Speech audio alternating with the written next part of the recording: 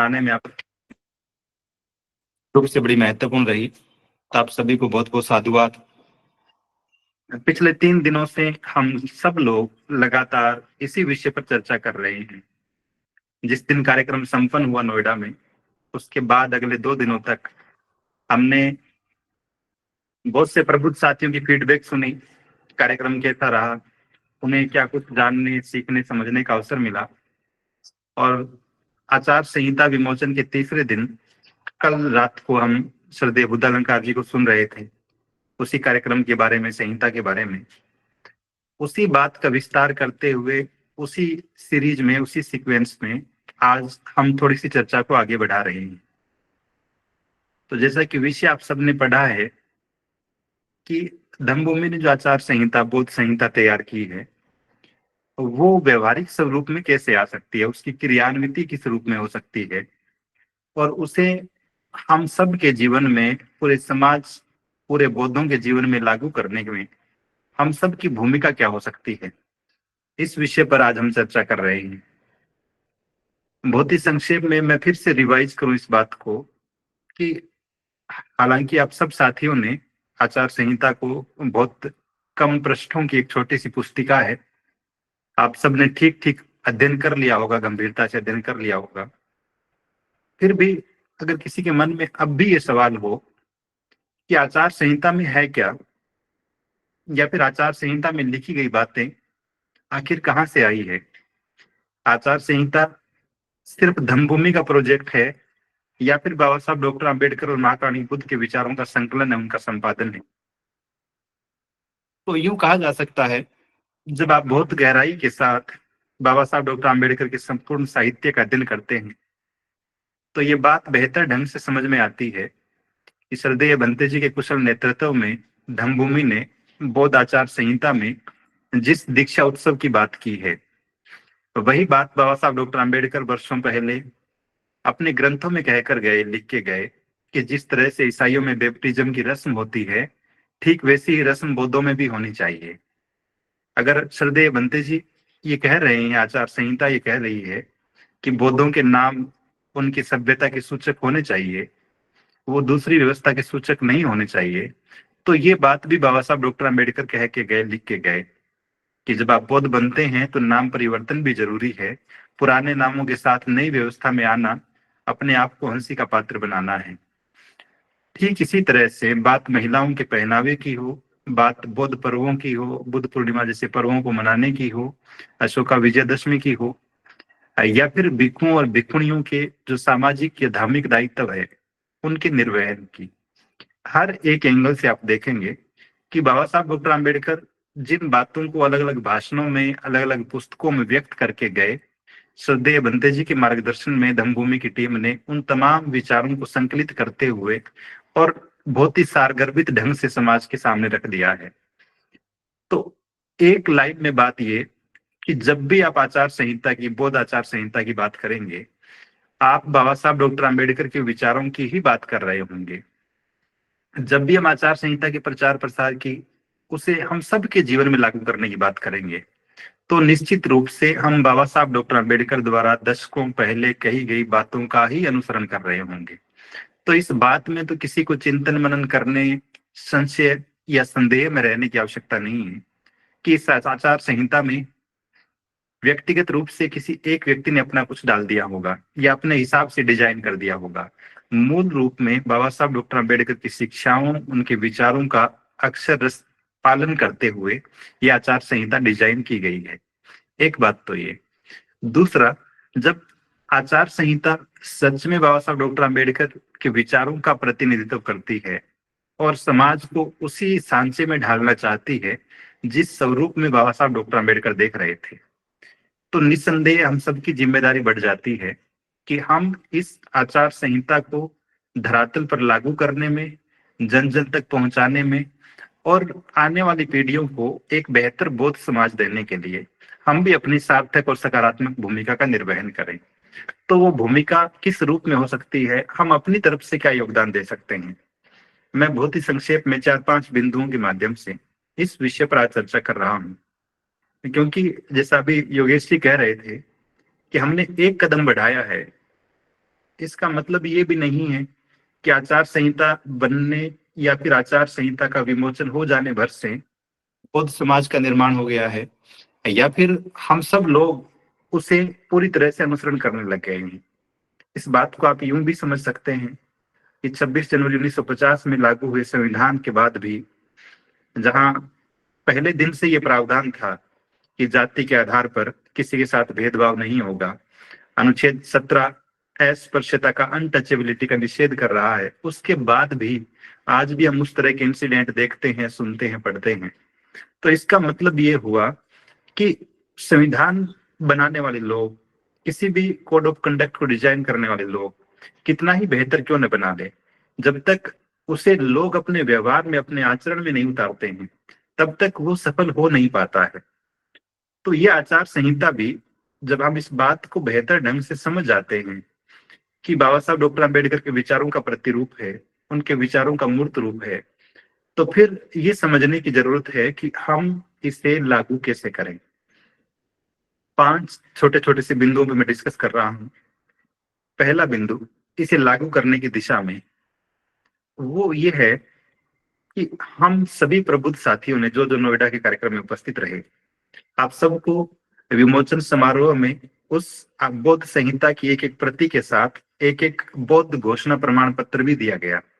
जिसमें आपने अपने सब विवेक से, सब इच्छा से ये घोषणा करी है कि मैं बाबा साहब डॉक्टर अम्बेडकर के विचारों, उनकी बौद्धमय भारत की परिसंकल्पना को साकार करने के लिए इस आचार संहिता का खुद पालन करूंगा, मेरे परिवार के लोग पालन करेंगे। तो प्राथमिक जो जिम्मेदारी है, क्योंकि जब जब जब आप बौद्ध समाज की बात करेंगे, समाज निश्चित रूप से व्यक्तिगत रूप से किसी एक इकाई से, फिर परिवार से, और फिर बहुत सारे परिवारों के समूह से समाज बन रहा है। तो ऐसे में जो प्राथमिक जिम्मेदारी हम सब लोगों की है, विशेष रूप से बाबा साहब डॉक्टर अम्बेडकर को अपना आदर्श मानने वाले लोगों की, वे सब लोग जो बाबा साहब डॉक्टर अम्बेडकर के बौद्धमय भारत की परिसंकल्पना को साकार करने के उद्देश्य को प्राथमिकता देते हैं, उन सब धर्म अनुयायियों की प्राथमिक जिम्मेदारी है कि वे इस आचार संहिता में लिखी गई हर एक बात को अपने खुद के आचरण में उतारने का अभ्यास करें, बल्कि नियमित रूप से उतारे भी। दूसरा, जब हम खुद अपने आचरण में उतार रहे हैं, अपने जीवन शैली को उस सांचे में ढाल रहे हैं, अपने संस्कारों को, अपनी परंपराओं को, अपने पर्वों को उस ट्रैक पर लेकर जा रहे हैं, तो फिर दूसरा ये है कि हमारे परिवार में भी वे चीजें स्थापित हो जाए। यदि कोई एक व्यक्ति इस संहिता का अनुसरण करता है, तो निश्चित रूप से वो खुद तो साधुवाद का पात्र है, लेकिन यदि पूरा परिवार कर रहा है, तो निश्चित रूप से ये और महत्वपूर्ण और जरूरी बात हो जाती है। तो पहला और महत्वपूर्ण सूत्र तो ये है हमारी भूमिका का कि हम क्या कर सकते हैं, वो ये है कि बहुत ही ईमानदारी के साथ संहिता में लिखी गई बातों को हम खुद माने और हमारा परिवार माने। एक महत्वपूर्ण बात तो ये। दूसरा, क्योंकि आप एक साहित्यिक एंगल से देखेंगे इस चीज को, जिस व्यवस्था ने आप पे धार्मिक गुलामी थोपी, जिस व्यवस्था ने आपको सामाजिक भेदभावों की दलदल में धकेला, वो सारे के सारे प्रावधान धर्म ग्रंथों से निकल कर आए थे। वो सारे के सारे प्रावधान उनके सूत्रों, स्मृतियों, तरह तरह के ग्रंथों से निकल कर आए थे। तो यूं मानिए, एक ग्रंथ लिखा बाबा साहब डॉक्टर अम्बेडकर ने संविधान के रूप में, जिसने संवैधानिक रूप से देश के सारे लोगों को समानता के पथ पर खड़ा कर दिया। और ये संहिता भी बौद्धों की गाइडलाइन है कि वे भी अपने जीवन को किस तरह से अनुशासित, नियमित, संचालित कर सकते हैं। दूसरा महत्वपूर्ण काम, हमारी भूमिका जो हो सकती है, अभी श्रद्धेय बंते जी भी पिछले दिनों इसी विषय पर चर्चा उनसे हो रही थी। तो योजना ये थी कि प्रत्येक राज्य में बहुत ही सिलसिलेवार, व्यवस्थित ढंग से स्थानीय उपासक उपासिकाओं के सहयोग से प्रत्येक राज्य में श्रद्धेय बंते जी के कार्यक्रम आयोजित किए जाएं। हम सब लोग इस बात को बेहतर ढंग से जानते हैं कि यदि हम थोड़े से प्रयास करके बहुत ही सुनियोजित ढंग से श्रद्धेय बंते जी का कार्यक्रम आयोजित करते हैं, तो हजारों की संख्या में प्रबुद्ध उपासक उपासिकाएं उपस्थित रहते हैं। तो एक तो श्रद्धेय बंते जी के माध्यम से वो विचार, बौद्ध संहिता का विचार लोगों तक पहुंचेगा। दूसरा, ऐसे कार्यक्रमों में हम अभी तो 3,000 प्रतियां छपवाई गई थी संहिता की विमोचन कार्यक्रम के लिए, लेकिन इन कार्यक्रमों में हम लाखों प्रतियां छपवाकर और इसे जन जन तक पहुंचाने का काम करेंगे। तो श्रद्धेय बंते जी के कार्यक्रम राज्यवार हो सके, ऐसी व्यवस्था करने में, ऐसे कार्यक्रमों के आयोजन में हम सब लोग यदि सक्रिय भागीदारी निभाएंगे तो निश्चित रूप से, अभी तो नोएडा या उत्तर प्रदेश में एक कार्यक्रम हुआ, तो हो सकता है कि नोएडा और दिल्ली के आसपास के लोगों को इस कार्यक्रम के उद्देश्यों की और बोध संहिता की जानकारियां मिली हो। इसके अतिरिक्त दूसरे राज्यों से जो भी उपासक उपासिकाएं आए थे, उनकी संख्या कम हो सकती है।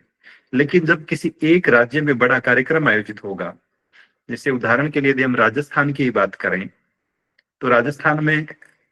टीम के साथी ऐसी योजना बना रहे हैं कि प्रत्येक जिला मुख्यालय पर, राजस्थान के हर एक जिले में बौद्ध संहिता पर कार्यक्रम हो, हृदय बंते जी का आगमन हो, हजारों प्रतियां प्रत्येक जिले में बांटी जाए, वितरित की जाए, ताकि ये जो प्रयास है, हो सकता है कुछ लोग अज्ञानतावश धर्म की चीजों का ठीक ढंग से अनुसरण, लेकिन जब हम ऐसे कार्यक्रम बार बार आयोजित करेंगे, जगह जगह पर आयोजित करेंगे, और इस संहिता की हजारों लाखों प्रतियां लोगों तक पहुंचने लगेगी, तो जिस तरह से सरदेव बंते जी के प्रयासों से, धम्मभूमि के प्रयासों से बाबा साहब डॉक्टर अम्बेडकर द्वारा लिखे गए बुद्ध और उनका धम्म ग्रंथ को बौद्धों के एक बहुत ही लोकप्रिय धम्म ग्रंथ का दर्जा प्राप्त हुआ, और वो ग्रंथ जिसे एक सामान्य सी किताब, बाबा साहब डॉक्टर अम्बेडकर द्वारा लिखी गई किताब माना जा रहा था, उसे धम्मभूमि के प्रयासों से एक पूरे देश में बौद्धों के धम्म ग्रंथ का क्रेडिट हासिल हुआ। तो ठीक इसी तरह से जब हम आचार संहिता के प्रचार प्रसार के लिए निकलेंगे और श्रद्धेय बंते जी के कार्यक्रम देश भर में आयोजित होने लगेंगे, और हम सब लोग मिलकर ऐसे कार्यक्रमों में, ऐसी देशना के कार्यक्रमों में संहिता की प्रतियां लोगों को उपलब्ध करवाएंगे, तो निश्चित रूप से इसकी पहुंच भी दूर दूर तक होगी। और जब लोगों तक ये प्रतियां पहुंचेगी तो निश्चित रूप से वो पढ़ेंगे भी, अपने आचरण में भी उतारेंगे, और अंततः हमारा जो उद्देश्य है बौद्ध समाज बनाने का, उस दिशा में हम कदम और बढ़ा रहे होंगे। तो आज की गूगल मीट में जुड़े हुए जितने भी साथी हैं, वो इस बात को थोड़ा सा गंभीर होकर सुन ले, समझ लें कि हमें अपने अपने राज्यों में बौद्ध संहिता पर केंद्रित श्रद्धेय भंते जी ये कार्यक्रम करवाने हैं। कार्यक्रम पहले भी होते रहे हैं,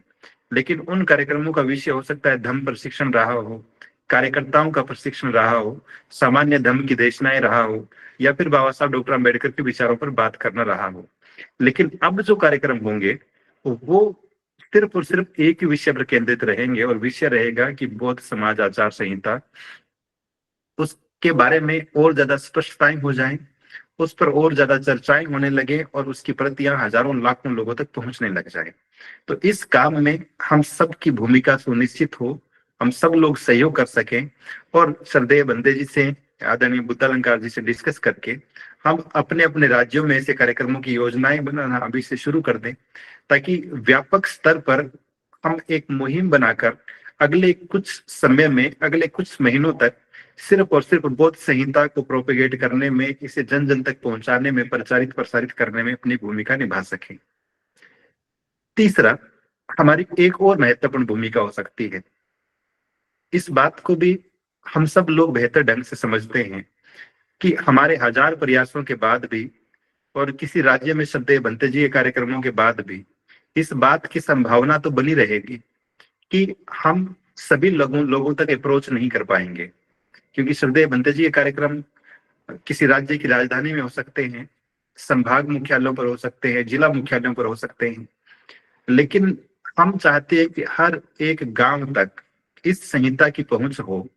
तो उसके लिए हमें, जैसे श्रद्धेय बंते जी के मार्गदर्शन में वो बात जो बाबा साहब डॉक्टर अम्बेडकर ने कही वर्षों पहले, कि संखार करवाने वाले लोग भिक्खु या भिखुणियां नहीं होने चाहिए। जैसे जापान में संखार करवाने के लिए गृहस्थ लोग ही संखार करवाते हैं, तो उसी बात का विस्तार करते हुए, उसी विचार को क्रियान्वित करते हुए धम्मभूमि के साथ प्रशिक्षित होकर देश भर में सैकड़ों संखार कम्मक संखार करवाने का काम कर रहे हैं। तो जिस तरह से संखार कम्मकों ने अपनी महत्वपूर्ण भूमिका का निर्वहन किया है किसी भी परिवार या समाज के लिए अलग अलग समय पर होने वाले संखारों को संपादित करने में, ठीक उसी तरह से हम धम्मभूमि के माध्यम से अब बुद्धिस्ट मैनिफेस्टो ट्रेनर्स की भी प्रशिक्षण देने का काम करेंगे, ताकि श्रद्धेय बंते जी की पहुंच जिन जगहों पर सुनिश्चित न हो सके, धम्मभूमि के कार्यकर्ता या फिर कोर टीम के लोग जहां तक नहीं पहुंच सके, तो ये जो मैनिफेस्टो ट्रेनर्स हैं, बौद्ध संहिता प्रशिक्षक है, ये श्रद्धेय बंते जी से प्रशिक्षण प्राप्त करके और गांवों में जाकर, अलग अलग जगहों पर जाकर लोगों को आचार संहिता के बारे में समझाने, किस तरह से इसका महत्वपूर्ण है समाज के निर्माण में, बौद्ध समाज के निर्माण में,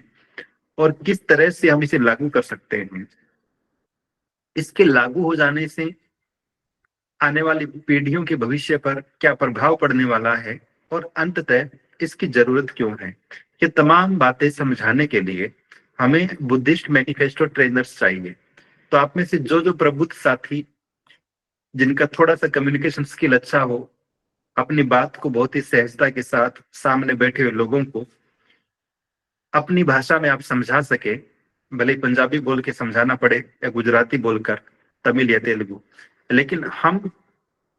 गांव में बैठे हुए, शहर के मोहल्लों में बैठे हुए, अंतिम छोर के हर एक व्यक्ति तक कम से कम ये बात पहुंचाने में यदि सक्षम हो सके, सफल हो सके कि बौद्ध समाज आचार संहिता के महत्वपूर्ण बिंदु क्या है और उन्हें किस ढंग से समाज में लागू किया जा सकता है, तो ये भी अपने आप में बड़ी ऐतिहासिक और महत्वपूर्ण भूमिका होगी। और हम बहुत गर्व के साथ कह सकेंगे कि बौद्ध समाज निर्माण का जो आंदोलन परम श्रद्धेय भंते डॉक्टर पूर्णाश्री राहुल जी के कुशल नेतृत्व में आरंभ हुआ, हम भी उसके एक मजबूत सिपाही के रूप में उस संहिता को जन जन तक पहुंचाने की मुहिम में एक समर्पित कार्यकर्ता के रूप में, समर्पित प्रशिक्षक के रूप में काम कर रहे हैं। तो आप में से जो भी प्रबुद्ध साथी इस बात को, इस बात की गंभीरता को समझते हो कि हमें इस संहिता को जन जन तक पहुंचाना है और इसे समाज के हर एक व्यक्ति, हर एक परिवार में लागू करवाने का प्रयास करना है, वे सारे के सारे प्रबुद्ध साथी बुद्धिस्ट मैनिफेस्टो ट्रेनर के रूप में भी अपने आप को रिकॉग्नाइज करें। श्रद्धेय बंते जी बहुत जल्दी इसका भी एक शेड्यूल जारी कर देंगे,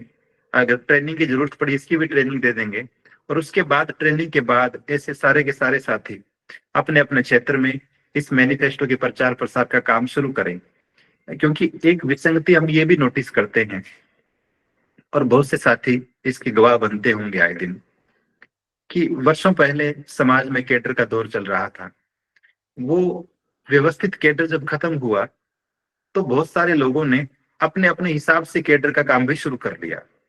लेकिन जब आप उनकी बातों को सुनते हैं तो कोई सिर्फ इतिहास को ही खंगालने में लगा हुआ है, कोई दूसरी व्यवस्था की आलोचना में ही लगा हुआ है, कोई दूसरे धर्म के प्रतीकों या देवी देवताओं पर टिप्पणियां में लगा हुआ है। लेकिन जो मूल काम है बौद्ध समाज के निर्माण के लिए, बाबा साहब डॉक्टर अंबेडकर की बौद्धमय भारत की परिसंकल्पना को साकार करने के लिए, वो निश्चित रूप से इस आचार संहिता को जन जन तक पहुंचाने से हो सकता है। तो अब हमें नए ट्रेनर्स चाहिए, बुद्धिस्ट मैनिफेस्टो ट्रेनर्स चाहिए, जो सिर्फ और सिर्फ संहिता पर बात करें, इसमें लिखे हुए बिंदु बहुत ही सरल भाषा में लोगों को समझाने का काम कर सके, ताकि हर वो व्यक्ति जो बौद्ध बनना चाहता है, जो अच्छा और सच्चा बौद्ध बनना चाहता है, और वो किसी वैचारिक उलझन में न रहे कि मुझे बौद्ध बनने के बाद करना क्या है, या फिर दूर बैठा हुआ कोई व्यक्ति जो मूवमेंट को देख तो रहा है लेकिन इस बात को अब तक नहीं जान पाया है कि बौद्ध बना कैसे जाता है, या फिर बौद्ध बनने के बाद करना क्या होता है। तो वो सारी की सारी चीजें हम समाज को, आलोचना का वक्त बहुत बर्बाद हुआ, और वो दौर कम से कम जो धर्म के क्षेत्र में काम करने वाले साथी हैं उनकी नजरों से तो दूर हो जाना चाहिए। उन्हें अपनी सारी की सारी ऊर्जा, सारे के सारे संसाधन, सारा का सारा समय सिर्फ और सिर्फ धर्म की अच्छी चीजों के प्रचार प्रसार, और अब जब हम बौद्ध समाज की बात कर रहे हैं तो बौद्ध संहिता के प्रचार प्रसार पर खर्च करना चाहिए, ताकि ये विचार जो श्रद्धेय बंते जी के माध्यम से हम सब लोगों तक पहुंचा है, हम इसे पूरे देश तक पहुंचा पाए। तो एक महत्वपूर्ण बात ये कि बड़े कार्यक्रम श्रद्धेय बंते जी के देश भर में आयोजित हो जाए, लेकिन छोटे छोटे कार्यक्रम, उनमें वक्ता के रूप में हमारे जो बुद्धिस्ट मैनिफेस्टो ट्रेनर्स हैं ये उपस्थित रहे और अपने अपने गांवों में, शहरों में, जिलों में इस संहिता के प्रचार प्रसार में व्यापक स्तर पर योगदान दें। एक भूमिका ये हो सकती है। चौथी, हम सब लोग किताबों के महत्व को बेहतर ढंग से समझते हैं, और जितनी मिशन की, बाबा साहब डॉक्टर आम्बेडकर के विचारों की, महाकारुणिक बुद्ध के शिक्षाओं की जो समझ हम सब में आई है, निश्चित रूप से उनका प्राथमिक स्रोत त्रिपिटक साहित्य या फिर बाबा साहब डॉक्टर आम्बेडकर द्वारा लिखी गई पुस्तकें ही है।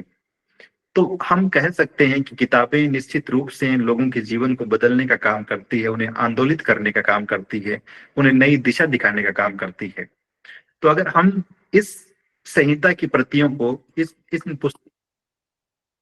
व्यापक स्तर पर एक आंदोलन की तरह लोगों तक पहुंचाना शुरू कर दें। अभी मैं देख रहा हूं कि 3 दिन से हम सब लोग बहुत ही अति उत्साह में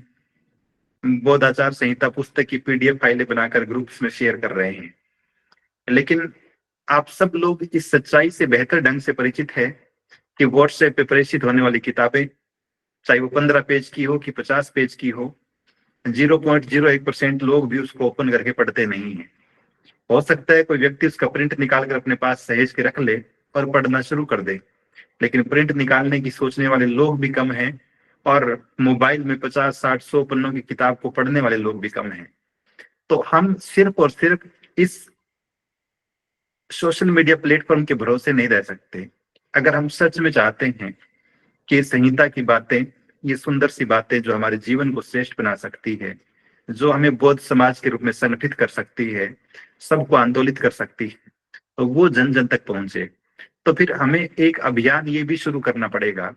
कि हम बौद्ध आचार संहिता पुस्तक की लाखों प्रतियां